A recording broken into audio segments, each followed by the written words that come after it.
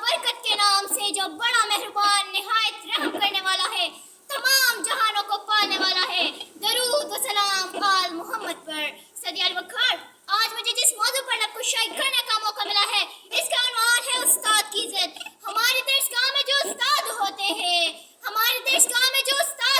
ہیں حقیقت میں یہی قوم کی بنیاد ہوتے ہیں۔ صدی الوقار، انسان دنیا میں بھی کبھی بھی تنہا وقت نہیں گزارتا، وہ کئی رشتوں اور نعتوں کے ساتھ جڑا ہوتا ہے۔ ان میں سے کچھ رشتے اخلاقی، روحانی اور معاشرتی طور پر باندھے ہوتے ہیں۔ ان میں سے ایک رشتہ استاد کا بھی ہوتا ہے۔ استاد کو اسلام میں روحانی باپ کا درجہ حاصل ہے۔ اسلام میں استاد کا رتبہ والدین کے رتبے کے برابر قرار دیا گیا ہے۔ صدی الوقار، کیونکہ دنیا میں والدین کے بعد اگر کسی پر بچے کی ذمہ داری عائد ہوتی ہے تو وہ ہے معلم یعنی استاد۔ استاد تو وہ ہستی ہے جو ہمیں اندھیروں سے نکال کر روشنی کی راہ دکھاتی ہے۔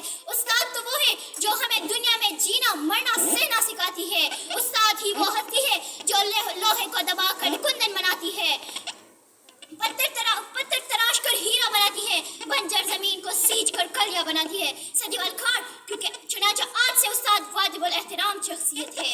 صدی الوقار، برستے ہیں یہ ساؤں کی طرح زمینوں پر، برستے ہیں یہ ساؤں کی طرح زمینوں پر، انہی کود سے سب نام اور ایجاد ہوتے ہیں۔ صدی الوقار، استاد معمار بھی ہے، لوہار بھی ہے، کسان بھی ہے۔ یہ کوئی معمولی بات نہیں۔ ایک زمانہ تھا جب طالب علم حصول علم کی تلاش میں میلوں میلوں کا سفر پیدل طے کرتے تھے، ملک ملک گھومتے تھے، گھر بار سے دور رہا کرتے تھے، اپنے پیاسے پن کو سیراب کرتے تھے، استاد کی ڈانٹ کھاتے تھے، استاد کی سزا جھیلتے تھے، تب جا کر کہیں نگینا بنتے تھے۔ مگر افسوس افسوس صد افسوس، اس دور کے طالب علم بہت بدتمیز ہو گئے ہیں۔ شاعر نے کیا خوب عرض کیا ہے، ادب پہلا کرینہ ہے محبت کے کرینوں میں، ادب پہلا کرینہ ہے محبت کے کرینوں میں، ادب تاریخ کا جوہر ہے، زیور ہے زمانے کا۔ صدی الوقار، اسلام نے جہاں مسلمانوں کے لیے حسن کو فرض قرار دیا گیا ہے، وہی اسلام کی نظر میں استاد بھی معزز مقام رکھتے ہیں تاکہ استاد کی عزت سے علم کا وقار بڑھ سکے۔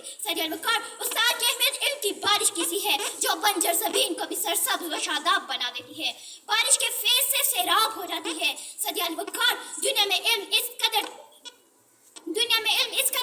اسی وقت تک ممکن ہے جب تک استاد کو معاشرے میں عزت کا مقام حاصل ہو اور طالب علم اس کی عزت و احترام کرنا جانتے ہو، وہ دنیا میں ہمیشہ کامیاب و کامران رہتے ہیں اور دنیا میں وہی عزت و مقام حاصل کرتے ہیں جنہوں نے اپنے استاد کو عزت دیا ہو۔ کسی شاعر نے کیا خوب کہا ہے، وہی شاگرد پھر استاد ہو جاتے ہیں۔ پیاسے پن کو سیراب کرتے تھے، استاد کی ڈانٹ کھاتے تھے، استاد کی سزا جھیلتے تھے، تب جا کر کہیں نگینا بنتے تھے۔ مگر افسوس افسوس صد افسوس، اس دور کے طالب علم بہت بدتمیز ہو گئے ہیں۔ شاعر نے کیا خوب عرض کیا ہے، ادب پہلا کرینہ ہے محبت کے کرینوں میں، ادب پہلا کرینہ ہے محبت کے کرینوں میں، ادب تاریخ کا جوہر ہے، زیور ہے زمانے کا۔ صدی الوقار، اسلام نے جہاں مسلمانوں کے لیے حسن کو فرض قرار دیا گیا ہے، وہی اسلام کی نظر میں استاد بھی معزز مقام رکھتے ہیں تاکہ استاد کی عزت سے علم کا وقار بڑھ سکے۔ صدی الوقار، استاد کی اہمیت علم کی بارش کسی ہے جو بنجر زمین کو بھی سرسبز و شاداب بنا دیتی ہے، بارش کے فیض سے سیراب ہو جاتی ہے۔ صدی الوقار، دنیا میں علم اس قدر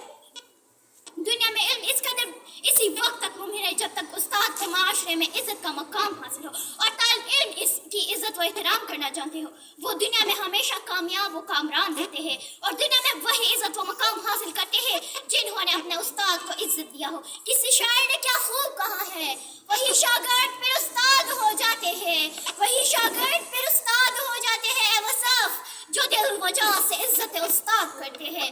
بقول شاعر،